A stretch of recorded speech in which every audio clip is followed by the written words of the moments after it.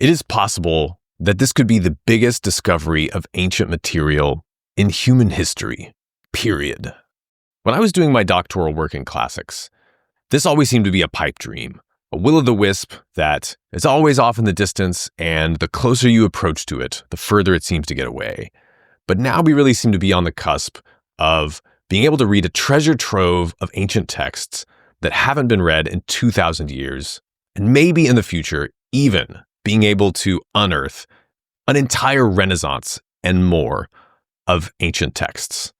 I'm talking, of course, about the Herculaneum scrolls, which were buried by Mount Vesuvius in the eruption that also buried Pompeii in 79 AD. And these were found notably in a villa that was directly connected to Julius Caesar and other amazing ancient figures, the poet Virgil, the poet Horace, and others.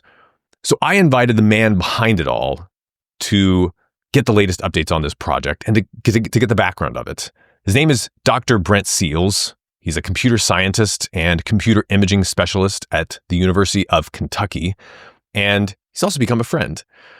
In this conversation, we are going to talk about some of the technology used, what it took to do this, Brent's encounter with the world of Silicon Valley and Nat Friedman and a couple of Doge members currently, and most importantly, we're going to talk about what you can expect to come out of this project in the future, in the near-term future, and in the more long-term future. Because as you're going to see, we're only getting started, and this is going to be a lot bigger than most people realize. Dr. Seales, welcome to the Cost of Glory. How are you doing? Great, Alex. Thanks so much for having me on. Yeah, it's great to have you. Great to see you as always.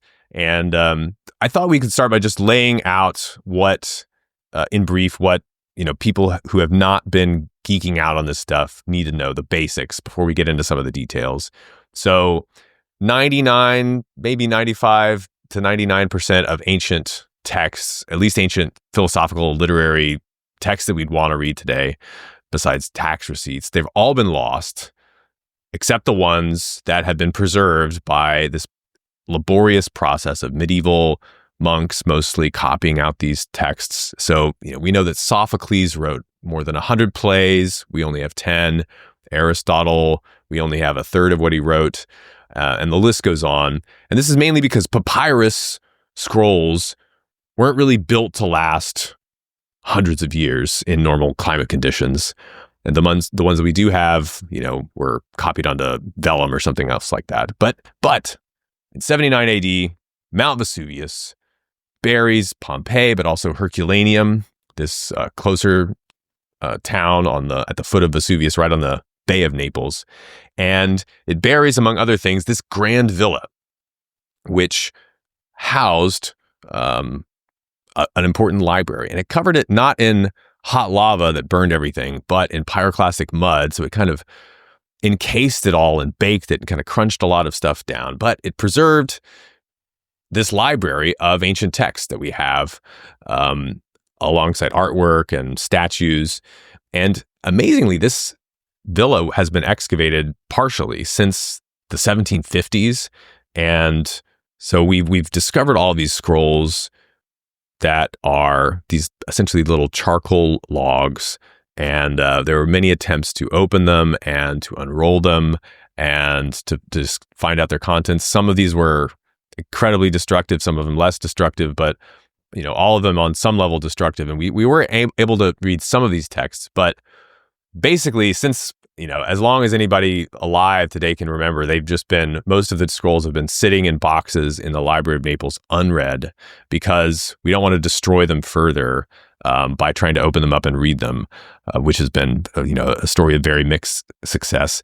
So Dr. Seales and his team have pioneered this new method for getting the contents of these scrolls, and they very generously decided to make their research public in a grand open source contest to push this effort across the finish line.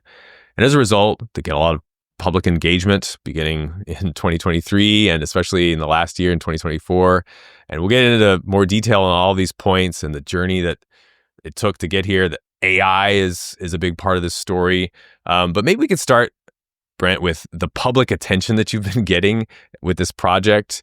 Were you expecting this? I mean, 10 years ago, how would you feel like if somebody told you that this would be front page news, there'd be 60 Minutes pieces, PBS specials, hit pieces on some of the team members that have been involved in this? I mean, what's it been like for you coming out of this? Well, it is wonderful to see the sort of global attention, but no, I didn't expect it. I thought that there's a very narrow group of folks worldwide who are interested in classical material, who can read the ancient languages. Papyrologists, conservators, archivists, and I really thought we'd be hitting that community, and we'd get extreme interest from them, but not the kind of global, everyman interest that we actually are getting, and it's incredibly gratifying, and I love it.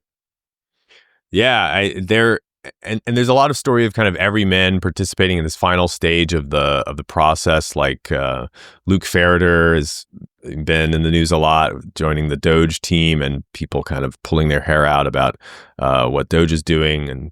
But before he got to that, and probably the reason that he got to this position of working with Elon Musk is he was one of the grand prize winners, deciphering these Herculaneum scrolls alongside Julian Schilliger and other talented people have also won the grand prize. It's worth mentioning. So I think that's one of the great stories of the kind of crowdsourcing of pushing this football across the finish line. Yeah, and 10 years ago we didn't anticipate that we were going to do that we would need to, or that it would be an advantage. But the decision to do that created this sort of global competition and community, and we love that. Well, I really want to hear that story because it's a fascinating choice you guys made. But why don't we start by talking about how you got into this technology? Because you're not a classicist by trade; you're a computer scientist, and this is a long road coming. Right? Like, how many years have you kind of been working on this project? That this is the fulfillment of the work is fulfillment of your work. Well, really, I launched work in this area near the end of my first decade of work in the 1990s. I finished my training, my PhD in 1991, and it was really not long after that we started working in this direction. Wow. And what did you first get your start on with was it manuscripts? Yeah, we were imaging open manuscripts from the Cotton collection, actually, at the British Library. There was a faculty member here at the University of Kentucky, a medievalist, who had access to manuscripts like the Beowulf manuscript, and we were trying to make digital copies and more than that, digital editions, true editions that could be useful for scholarly work. And really, at that point, it was nothing more than facsimile. We were just trying to take sophisticated images that would let scholars do their work. Yeah. And so it's several steps up from your average photograph, and with these scholarly manuscripts, I mean, I'm not a text critic, but so often it's like having the details, the high res images of whether it's a comma or a period, or whether it's a diacritical mark, or trying to understand that can actually matter for the interpretation of the text. Because so often scholars want to handle the text, they want to like look on the other side and see if there's other texts that have been erased that this is replacing, and that can help you date the thing. So all this stuff, all this data can be really valuable in producing. And Beowulf is a fascinating manuscript. There's only one manuscript of Beowulf, right, that everything else descends from. That's great. Right. I mean, it was a terrific entree. And you could think of it too as preparatory. A lot of scholars would be able to use an edition like that to prepare for their moment, right, when they actually have the manuscript in front of them. And that moment's constrained, right? You don't get a lot of time. There are other people who share those moments, right? So the ability to put a widely disseminated digital version of something together really facilitated that as well as anything. Having been a grad student and looking to go see a manuscript of the author that I was working on my dissertation on, I had to travel to Europe. This particular manuscript was in a library in an Athonite monastery, and it was incredibly laborious to just get there and hold the thing. And I learned a little bit that made nothing that made it into my dissertation, but just it would have been so much easier if. And now we have digital copies of these things. Well, anyway, so what first got the Herculaneum scrolls on your radar? We were moving toward digital restoration, so not just facsimile. That's how I started, because everything that was going to go on the internet, which was happening in the 90s, was going to need to be digital, and not everything is easy to digitize.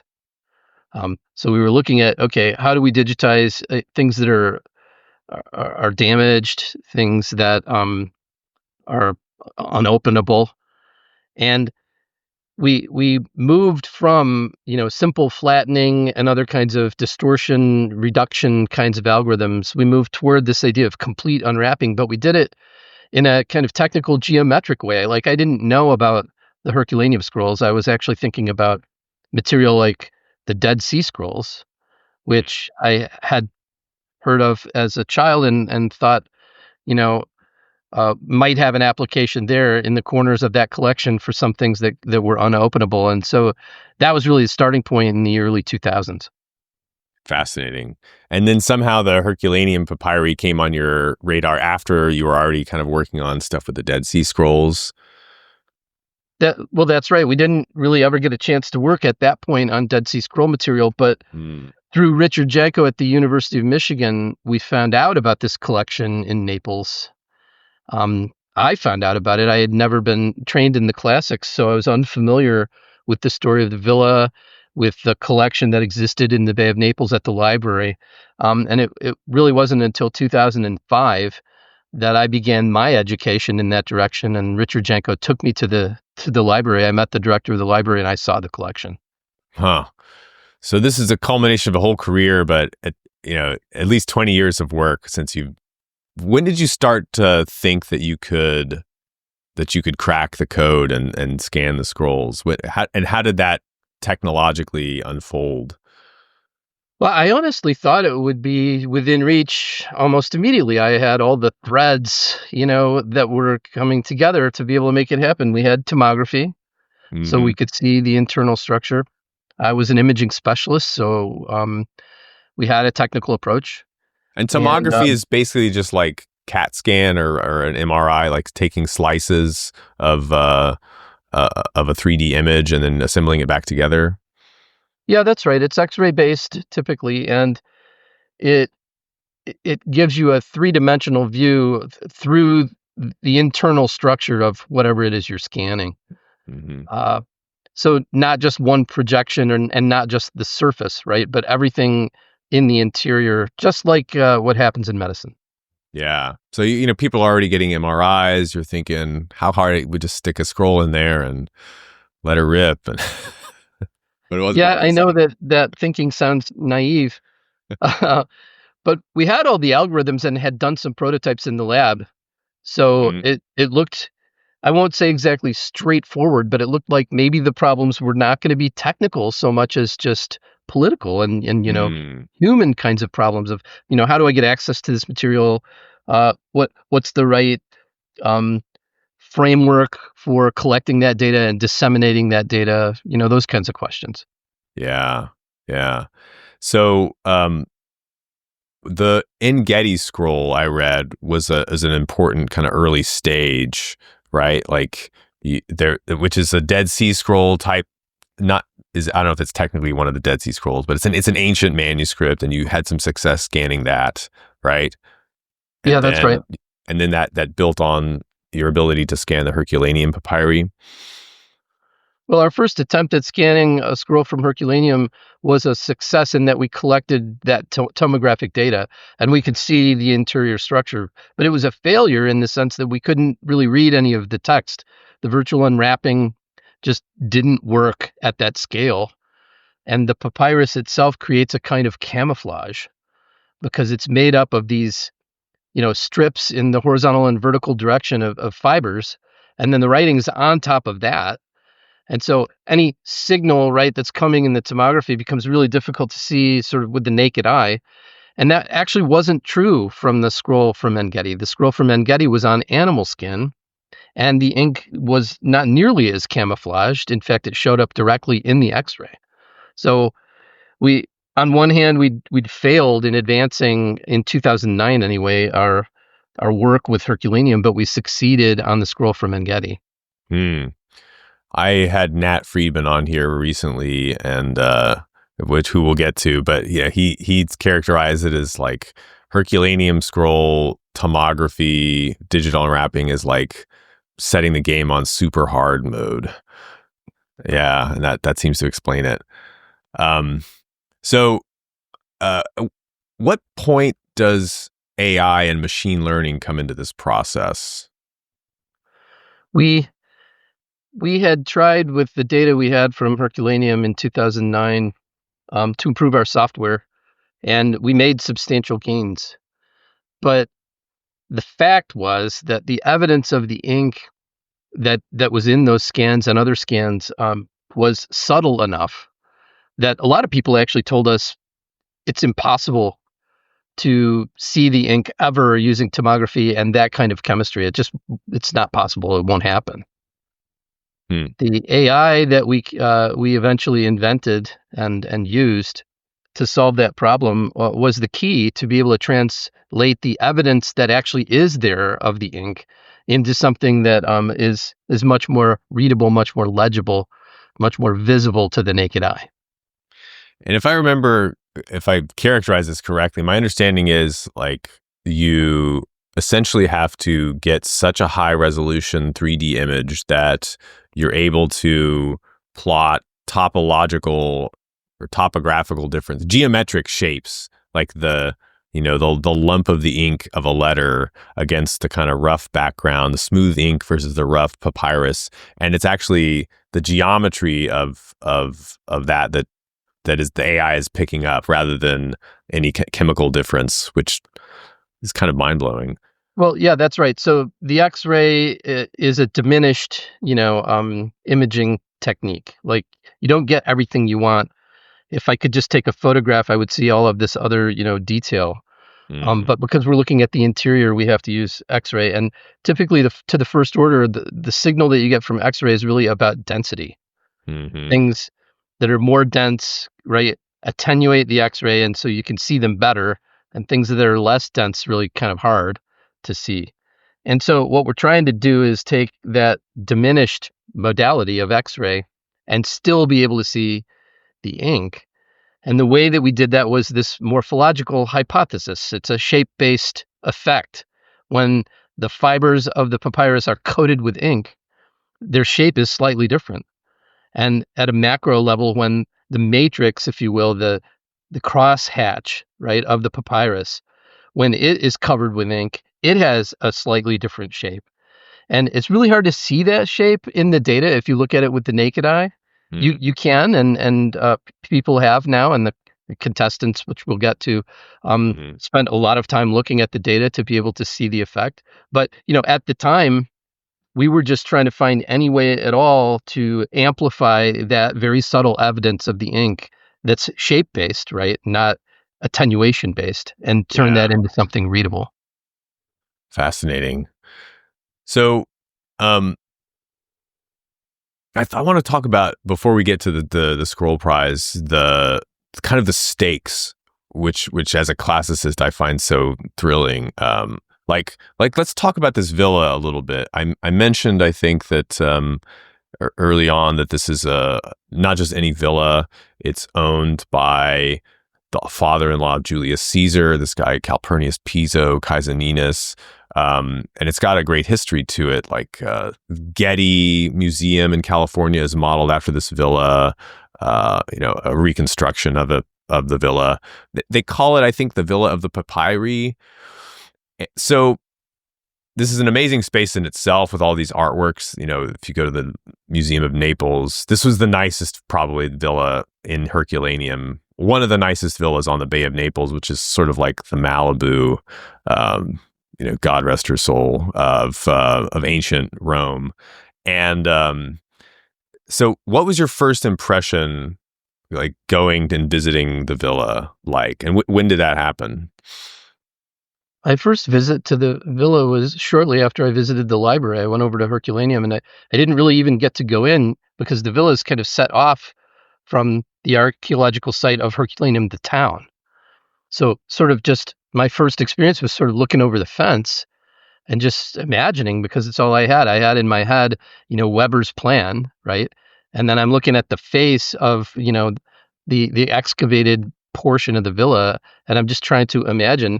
It's very deep, right underneath the modern town up above, and it is set aside from the ancient town of Herculaneum, and it's not part of the public path. So for me, it was just kind of mystical. It was shrouded in this kind of mystery, of me staring through the gate and thinking about the scrolls and looking at the archaeology. Yeah, so you couldn't then, and I think you can't now, just go and visit it in public, like it's maybe by special appointment. You have to be an archaeologist or have some kind of scholarly purpose, and so it was kind of out of reach. And it's like 200 feet under the surface of the ground now. So this villa has taught us a lot about artwork and sculpture and the inhabitants of the villa. And from this, we various evidence we need to go through has been brought to prove pretty decisively for most people that this villa was owned by this guy Piso Caesoninus, who is the consul of 58, father-in-law of Julius Caesar, and Cicero. I don't know if he hated the guy's guts, but certainly he acts like it in a few speeches he gives, delivering against. He has a whole speech against Piso. Cicero felt like he stabbed him in the back when Cicero got exiled. We don't need to get into the details, but one of the things that Cicero himself kind of makes fun of Piso about is that he is a supporter of Epicurean philosophers, and the Romans have this kind of love-hate relationship with Epicureanism. But this is an important part, right, of the story of the library itself, that it was probably assembled or started by somebody that maybe was working for Piso Caesoninus. Maybe it was this guy Philodemus himself. Seems very likely. This guy that Cicero mentions. Have you gotten into Epicureanism at all yourself? And what do you think of this philosophy? I'm just kind of curious. I don't think we've talked about it. Well, I'm not a philosopher or a classicist, and the evolution of this story has been really interesting for me. It's like, watching a TV show from the first episode, where every episode there's a new layer of the story. I started with the story of simply the technical challenge, right, of digital restoration. And then, you look through the gate, you see the villa, and then you start to understand its history. And so, as a lifelong learner, I now do think about, the early philosophers, the Epicureans, the Stoics, the fact that, in my early religious experience, I read this passage in the Acts of the Apostles about Paul going to Mars Hill, and talking with the philosophers of the day, and boom, there it is, Epicureans and Stoics. You were arguing with the Apostle Paul, right? But I come to it, Alex, with a very lay person's understanding, of what was going on, and I just try to continue to learn as the story evolves, right?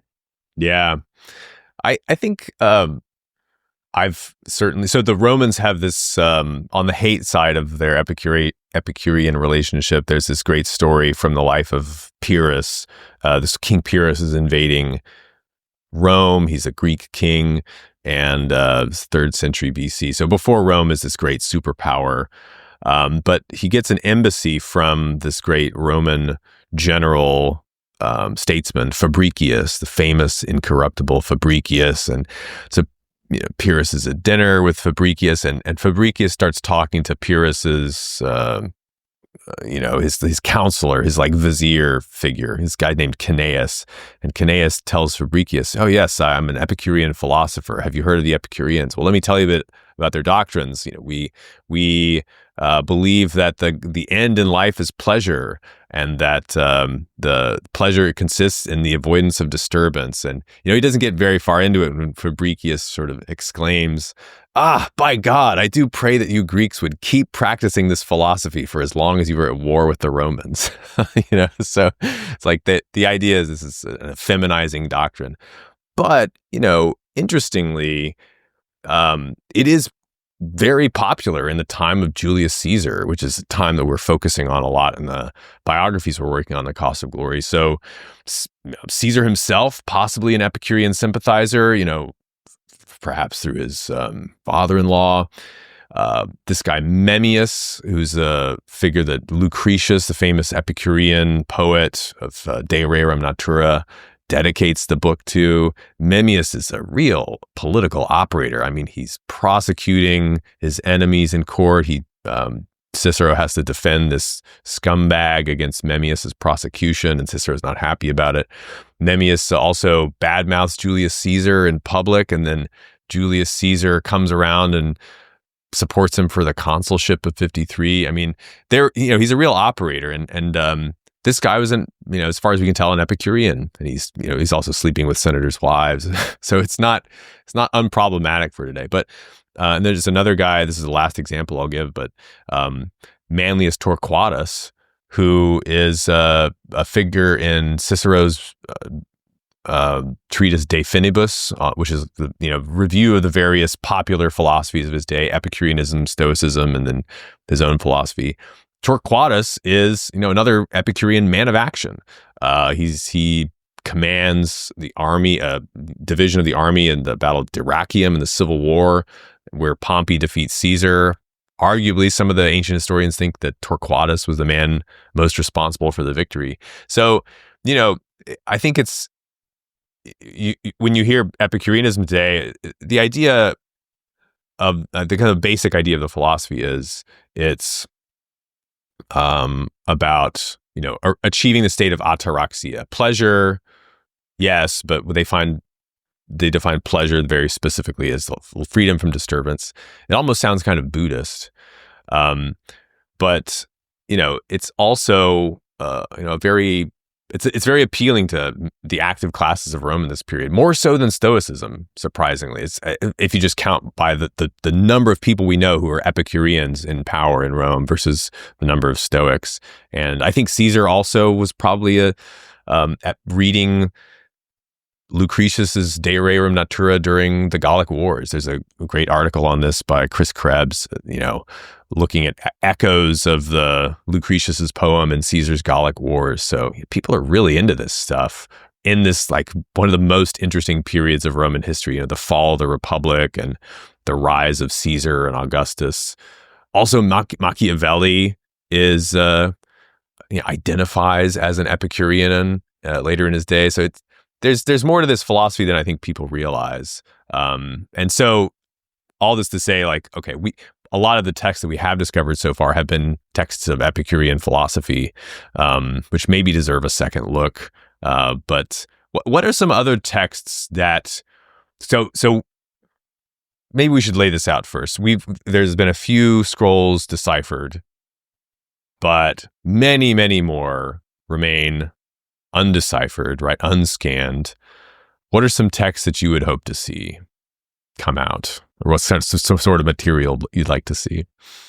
Yeah, I'm the wrong person to be really specific about that. Although, I feel like if you have a genie, right, and you get 3 wishes. Everybody always says, we learned when we were kids, one of the wishes should be to wish for 3 more wishes, right? So yeah.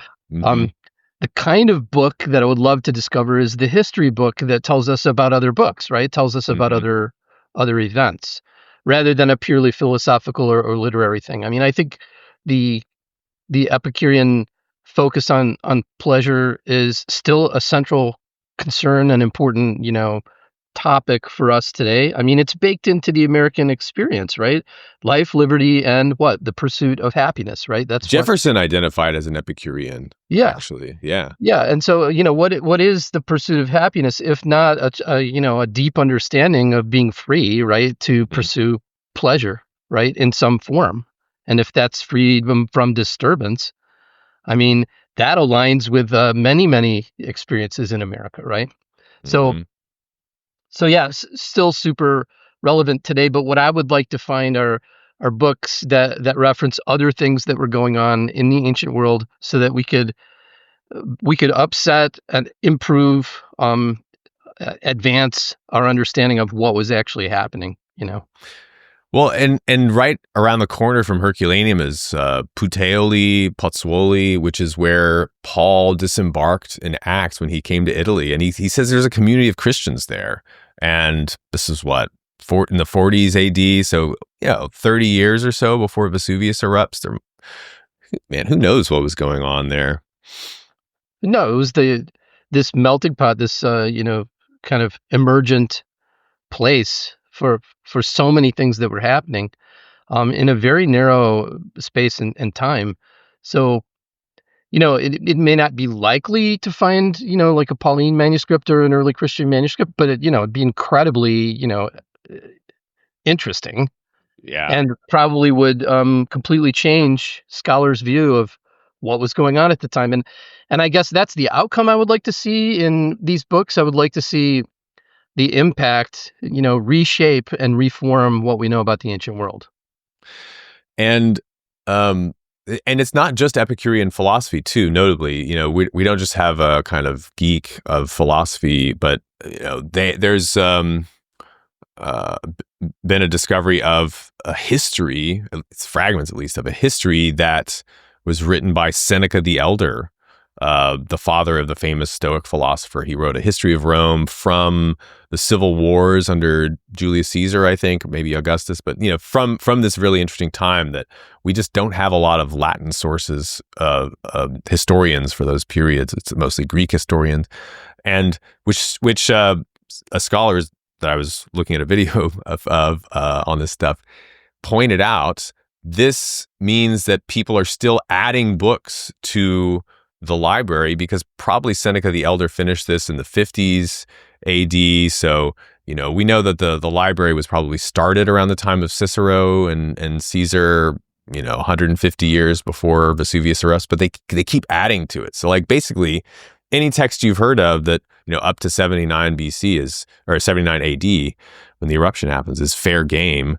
And this could be early Christian texts, could be works of history. I'd particularly like more works of history, lost writings of Julius Caesar, Cicero. People have made many lists. And so we've got all of these unscanned scrolls, unopened scrolls. That's just treasure trove. But there could be more in the villa, right? Like we haven't fully excavated the villa. When I finally did get to go into the excavated tunnels, I was shocked to realize that it is largely unexcavated. Yeah. I mean, the tunnels represent, a sort of a pinpoint path where, you just get lucky with what's right in front of you in terms of the excavation, but it's not by any means systematic, right? Or complete. And so this idea that if we went ahead and did a fuller excavation, that we would probably find new material, I believe is absolutely true. I mean, I think that there are untold things, right, that are probably 1 foot off of this path behind a wall of dirt in a tunnel. And, being that close, this is the only library we've ever discovered, right, from antiquity. And the books that we're finding are the original ones, right, unfiltered by medieval copies, right? Yeah. I mean, there could be a whole Renaissance, 2 Renaissance worth of new books in there. So what do you think it's going to take to finish excavating the villa? Well, to your point about the Renaissance, this really is true, Alex. It's possible that this could be the biggest discovery of ancient material in human history. Period. Yeah. In human history. Well, I don't know what it could take more than that to do the excavation, right? I mean, Yeah. like, which excavation in Italy is more important than that as a possibility for, uncovering knowledge that we don't have from the ancient world? And to be fair, they stopped excavating largely. There were some new excavations in the 90s, I think, but they've paused a lot of the stuff for some legitimate concerns that it's expensive to upkeep these, whether it's artworks or walls or there's a lot of investment that has to go into preservation, conservation, and not just digging things up, but also, up until very, very recently, which we'll get to very next, if we had more scrolls, we wouldn't know what to do with them. We wouldn't be able to open them up. But now I think the possibilities are unlocked. Well, why don't we get to that? How did you go from working on this stuff independently, developing all this technology, publishing all these papers? Several doctoral theses came out of this work, right, at University of Kentucky, to this being a kind of national flash event, Twitter fanboys, and the Scroll Prize. What was that story?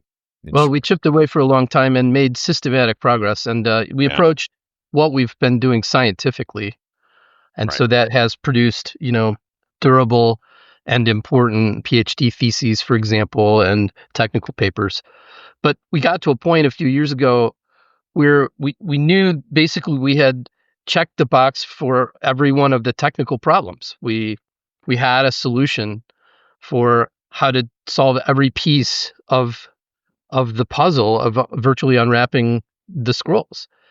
And what we needed was to accelerate what we were doing in the lab. We have 3 to 5 people making systematic progress, but slow progress.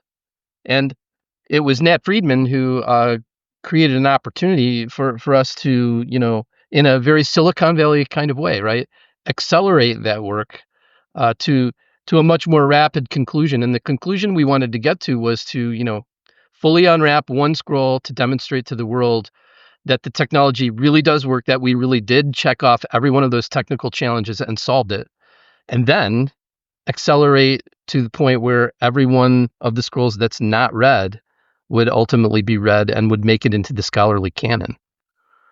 Yeah. It's the previous challenge that's allowed us to do that. And if you want to know more about the challenge and how they organized it and Nat's thinking on that, go listen to the interview I did with Nat Friedman, same on the cost of glory.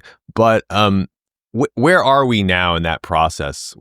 We've scanned a few scrolls, but I don't know how public some of this stuff is because the challenge is still going on. But yeah, give us a kind of, State of the Union update. Well, we're not making the case anymore for this working. Right. So that's great. Works. It works. Yeah. The breakthrough's there. So everything is dangling right in front of us. But it's also, still not an easy challenge in terms of just the technology. So we're taking prototypes, what effectively was prototype software, and we're making it into more of a commodified kind of software set that can operate at scale and on a much shorter timeline. And that's been the goal this year. And of course, the entry point for all of that is to have more data. We've only scanned 6 or 8 scrolls in all of human history. And there are several hundred available. So the goal of the Vesuvius Challenge this year is to improve that software set and scan 100 scrolls. That would represent 25% or so of what we have in the collection now. If we can do that, we'll set the stage for the 10,000 scrolls that might be, 1 foot to the left or 1 foot to the right in that tunnel that I saw in the Villa of the Papyri. Let's just keep 10xing it. Well, so one thing we didn't mention of why it's not so easy to scan these scrolls is because hitherto you've been using this diamond light source at Oxford, right? Which is, I haven't been yet. It's a gigantic building, right? Like it's like a particle collider thing to get the X-rays high energy enough to actually get the high res scan. You need something colossal like that, correct? Yeah, I mean, there are a couple of things about how that instrument helps us get the super high resolution. Remember, we're trying to detect a shape change that's really subtle where the ink is.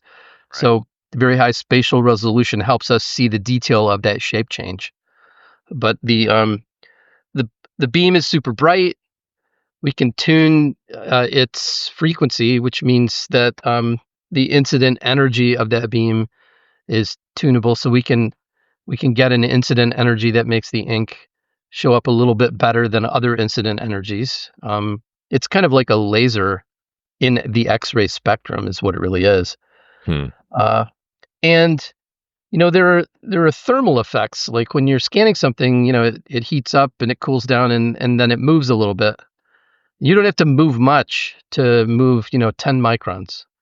Mm-hmm. A micron is 1/1000th of a millimeter, right? It's tiny. So another beautiful thing about the synchrotron and the high energy physics is that the scans happen really, really fast relative to other scans. So there isn't enough time for the thermal effects to mess things up, right? That's another It's gonna reason shake why. it. Yeah, super bright, super fast relative to doing something on a desktop system.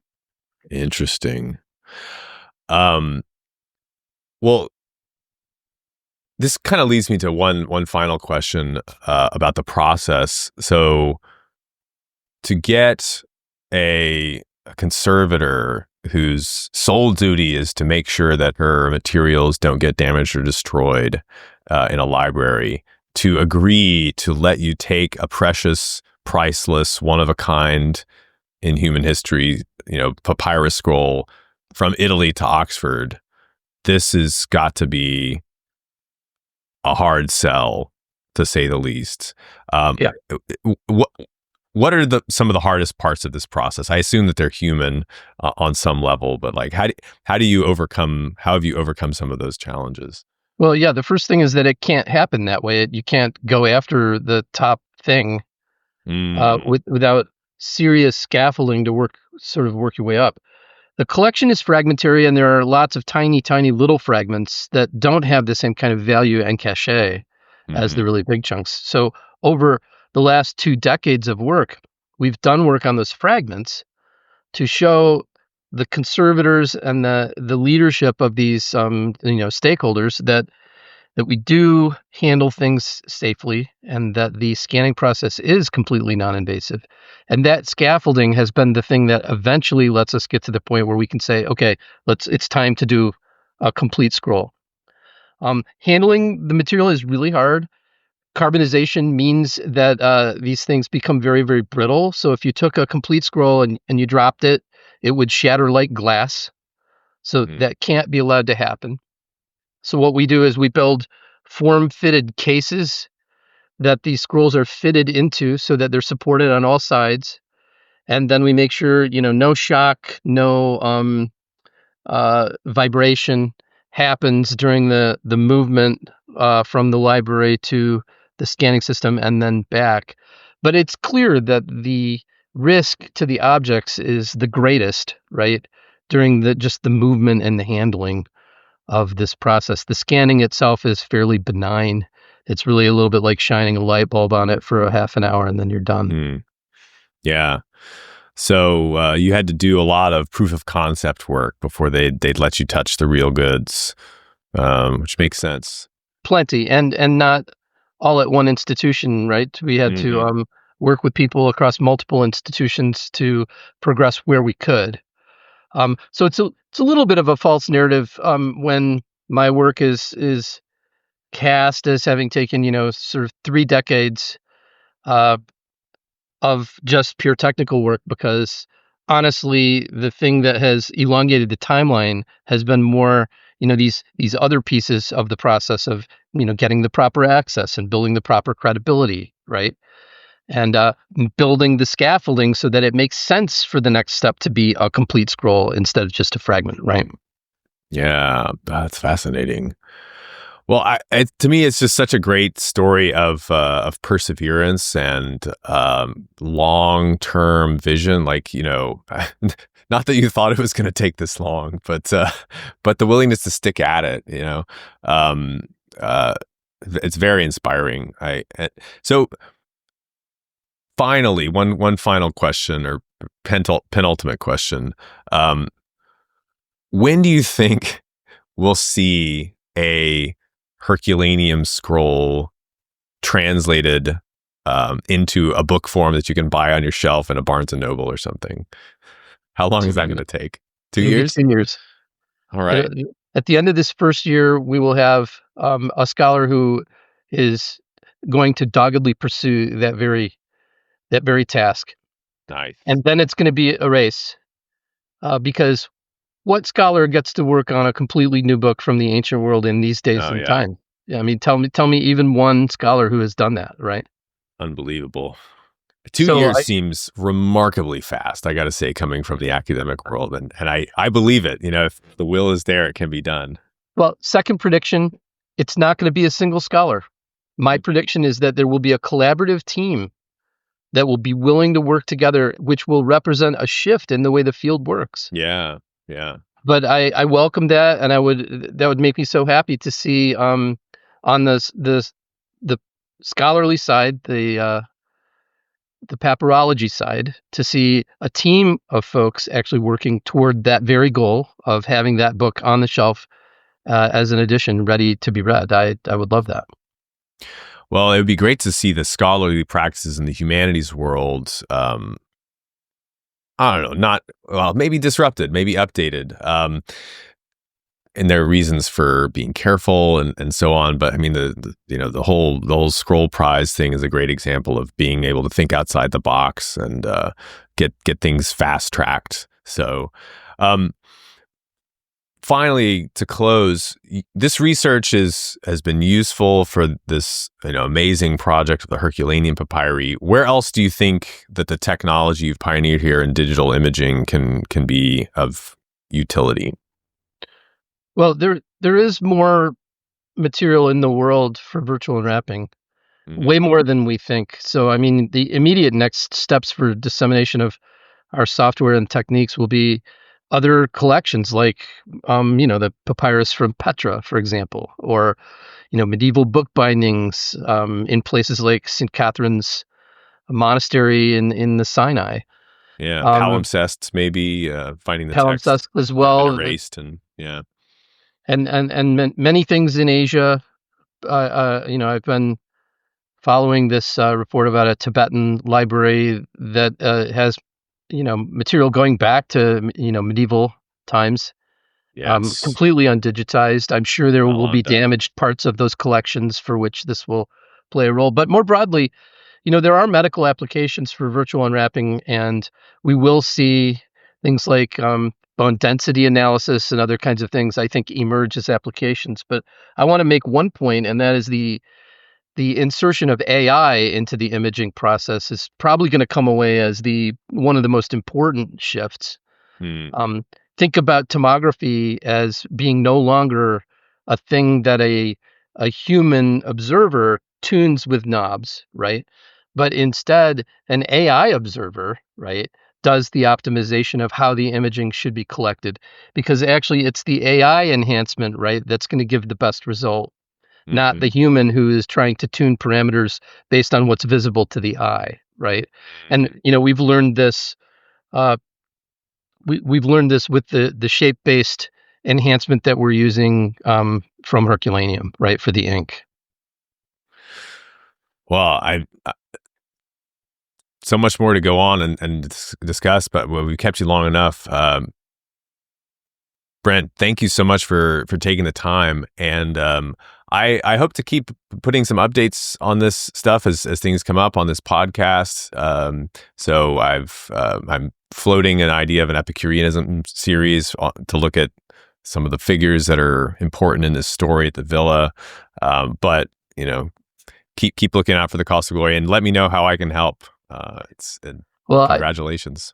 I'd like it if you kept updating your audience, and I really appreciate the extended conversation with you, Alex. And let me say that, Federica Nicolardi lead authored the paper on the Grand Prize region, and so that's already out there, and it might be the subject of one of your episodes because it's an Epicurean text. It's fragmentary, but it's really interesting, and there are some interesting thoughts in the text that they were actually able to read, translate, and then discuss in that paper. Oh, well, we should do it. We should get Federica on here too. Yeah. Well, and the scroll prize, are there still challenges? Is still prizes being awarded? Is it too late to get involved if you've been living under a rock? It's not too late. We're continuing to look for progress prizes, and also, these technical challenges as they come up. We offer prizes for the community to work on them and solve them. It also can lead to jobs because we have Hmm. hired many of the eager members of the community to work full time.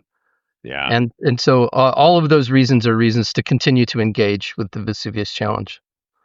And fantastic. aren't we going to say anything about glory at the end here, Alex? Because Well, one of the reasons that we decided to do the challenge was that we realized glory is not a fixed commodity. We yeah, believed that we could grow the glory as we grew the community. And we think that that's actually happened, right? There's yeah. enough glory for everyone.